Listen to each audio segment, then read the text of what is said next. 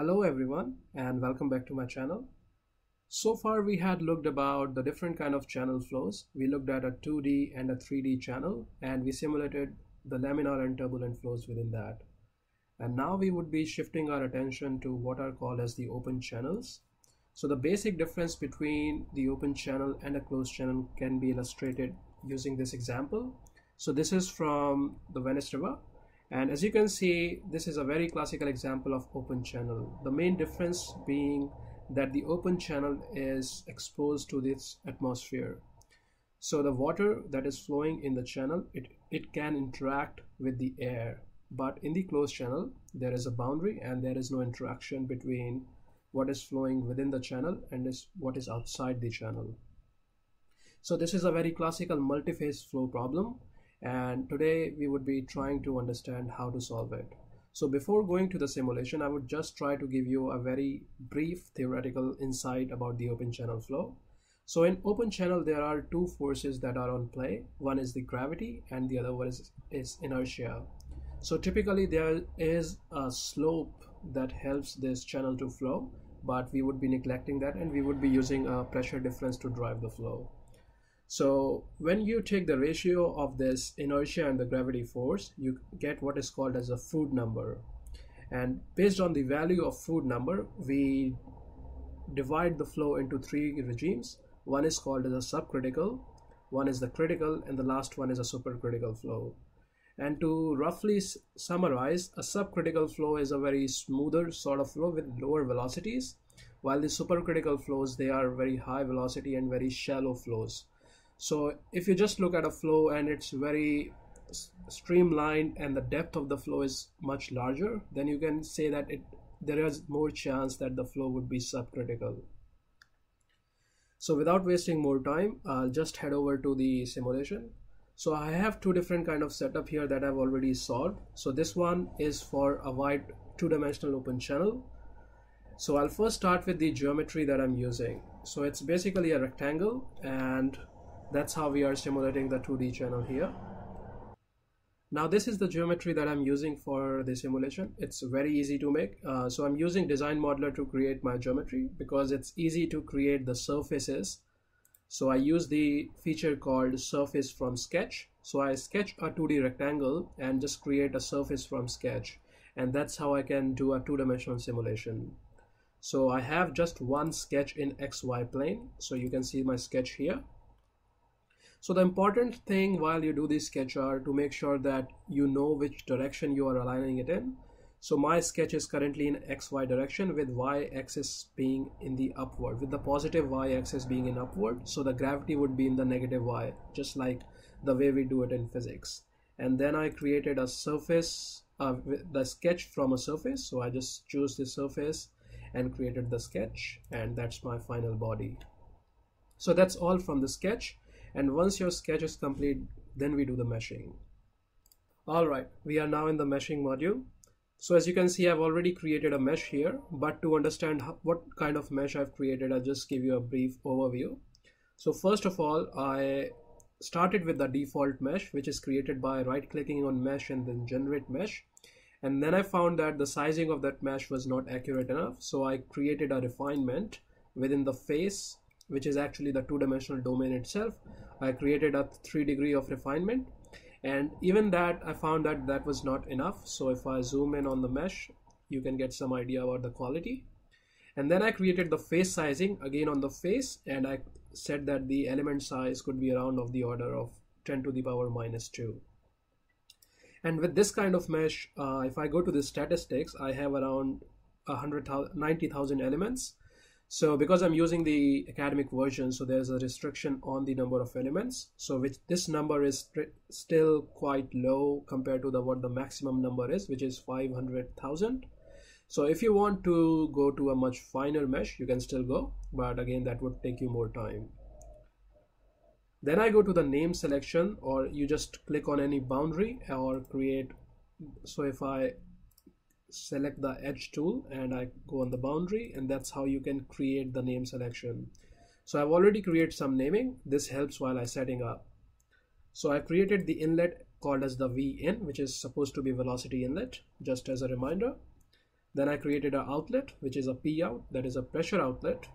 Then this is the free surface, and finally is the wall. So once you create all the naming, this helps you while setting up the physics of the problem. So the mesh is now ready to be cooked, and we'll just go to the setup to define all the physics of the flow. Alright, now we're in the setting up of the problem. So to start with, in the general setting, I changed the problem type from a steady time domain problem to a transient time domain problem, because in such problems you have an open surface that can freely evolve in time. So we choose the transient time. And finally, the most important part is the gravity. So remember that the y-axis was the positive y-axis was top, so the gravity would be minus 9.8 or whatever your ambient gravity is. Then the next part is to go to the models. So as I mentioned earlier, this is a multi-phase type of problem, and we choose the VOF model. So in one of my previous videos, I have emphasized on the fact about using different kind of multi-phase models. So the VOF model is used where there is a clear interface between the two fluids, and this is the typical model that you go for in such cases. So when you select the VOF model, there are different sub-models that you can choose from, and ANSYS has made it very simpler to assess the open channel flows. So we tick both of these open channel and open channel wave boundary conditions, and this would easily allow us to get the data about how the wave would propagate within this open channel. And I also tick this implicit body force, because the body force now would be defined using implicit conditions, and the implicit schemes are usually more stable in time. So we would be getting a higher value of time step or higher value of allowable time step that we can use here. After that, I go to the viscous scheme, which gives you the freedom to choose which kind of model or which kind of flow regime you want to be in. So I just went along with the K epsilon 1. So the idea was that the most of the flow would be away from the walls. So instead of choosing K omega, which is really good for the near wall flows, I choose the K epsilon model, and I went on with the default settings. Then comes defining the phase. So I have two different kind of phase here, air and water. And if you don't know how to add the different kind of phases, we first go to the material tab, and within the fluid we go to create or edit, and we import the fluid from the Fluent database. The important bit here is that the water is chosen to be a compressible liquid rather than to be of a fixed density, because the air can interact with the water and we want that effects to be taken into picture. So that is why we select the water as a compressible density fluid. However, its density wouldn't change much, as we all know, because the air and water, they have very different densities. Then once we have assigned the air as the primary phase and water as the secondary phase, because that is how typically we tackle the open channel flow, that the flowing media is defined to be a secondary phase, and the media that flows over it, which is air, that is defined as a primary phase. Then I go to the boundary conditions, and this is probably the most important part here. So I start with the free surface, and I cause that as the pressure outlet with the default ambient pressure. So for the free surface, the ambient pressure, it means that it equals to the gauge pressure. And there you can see that we have now the multi-phase tab enabled, and when you will open the multi-phase tab, you will see that you won't see the sign of the open channel. So once you tick it, there would be some options that you might have to fill in. So I should have mentioned this in the geometry, that the dimensions of this channel are 0.5 meter high and around 7 meter wide. So I want that the water to be filled up to around 0.2 meters. So this is x and y being 0. So this is my origin and this is 0.5.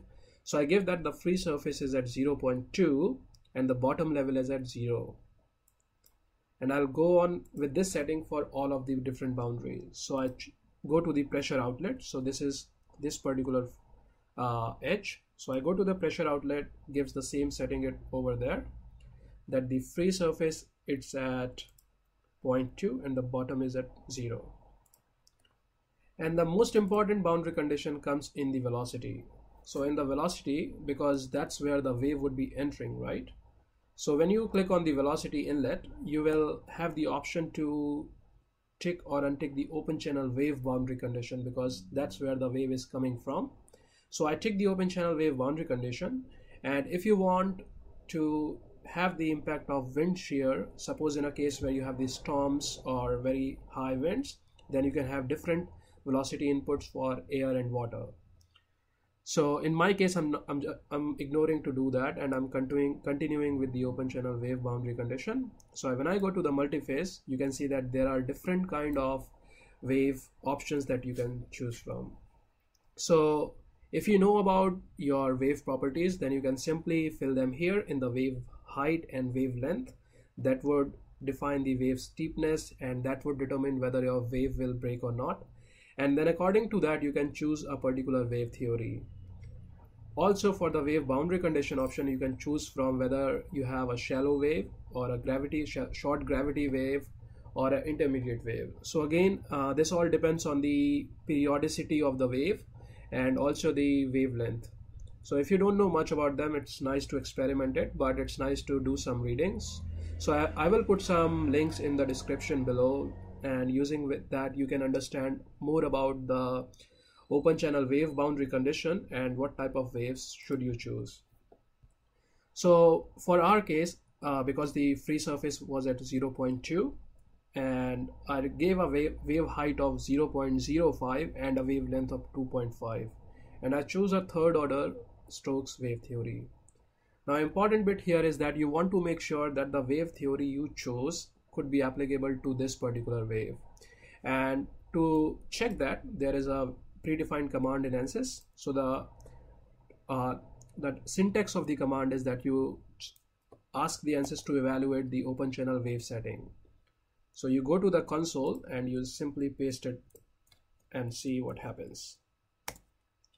So you see that when I put on the command here, it analyzes the wave, it analyzes what the wave height and the wavelength is, and based on that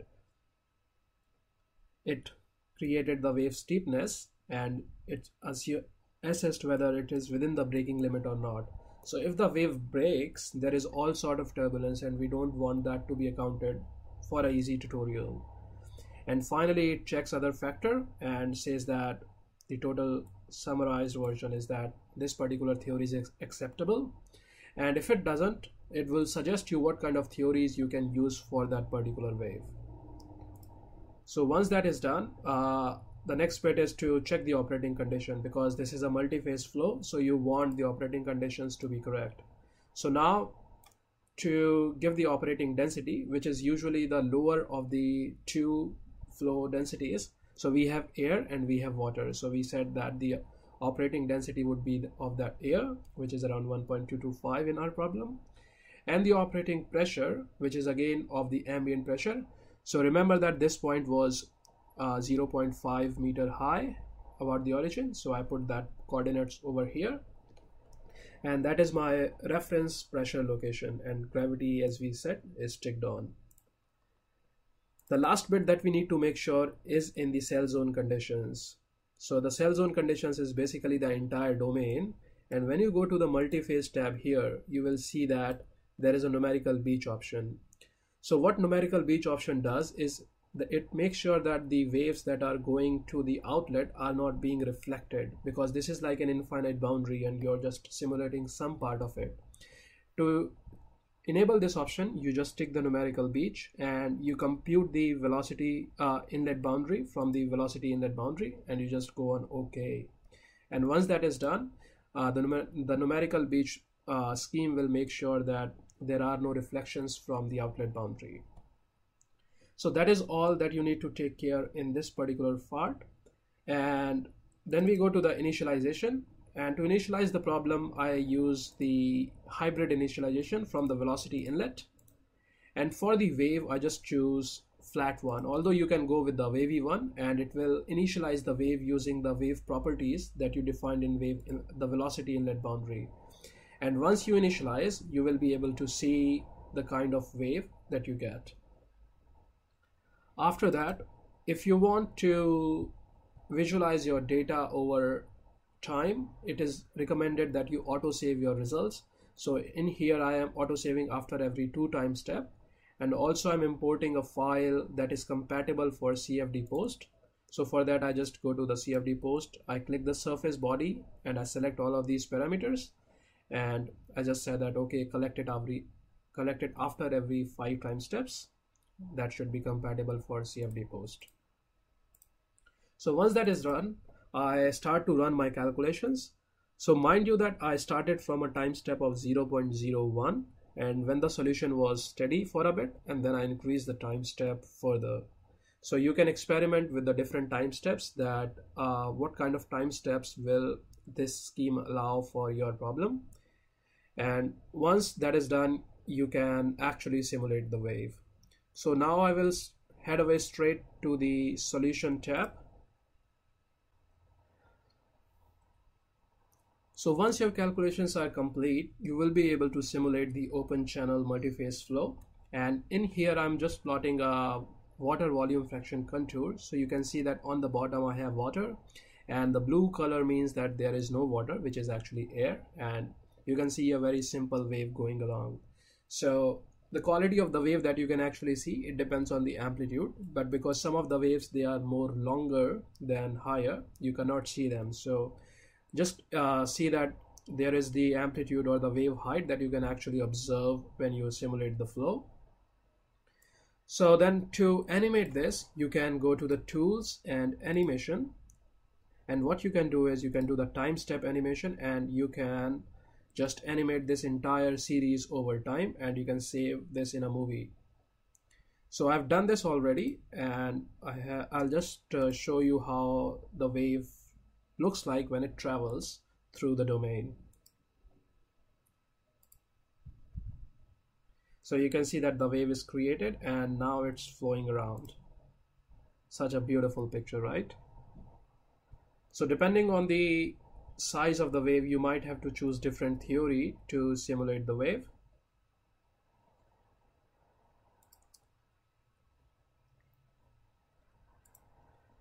So this was a very simple tutorial, and this was a very simple kind of domain, and you can extend this particular knowledge to other kind of I would say domain and challenges.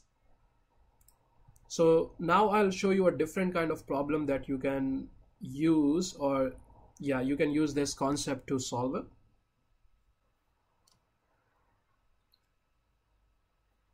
So one of my subscribers asked whether we can simulate a cavity that is lying below a channel bed in an open channel flow. So what I've done is that I have added this extra bit in the geometry, and while doing the setup, rather than having the bottom level at x equals to 0, now I have the bottom level at x equals to minus 0.2, which is basically the height of this cavity. So the free surface is still at 0.2, and the bottom level it is at minus 0.2, and rest of the things are exactly the same. So this is the beauty of this concept, that once you define the channel bed and the channel height, and you given the information about the type of wave, it can simulate the wave flow in that open channel. So this is the initial solution that you get after initializing the problem. So you can see that this is at time equals to 0. And then I solved this problem only for a very brief time. So I'll just show you how it looks like after just a second, or less than a second. So you can see it's because the wave height is not very big. So you can see that how the wave is starting to develop in the first second, and then once it develops, it travels through the domain, and then you can see what happens within the domain and especially within the cavity.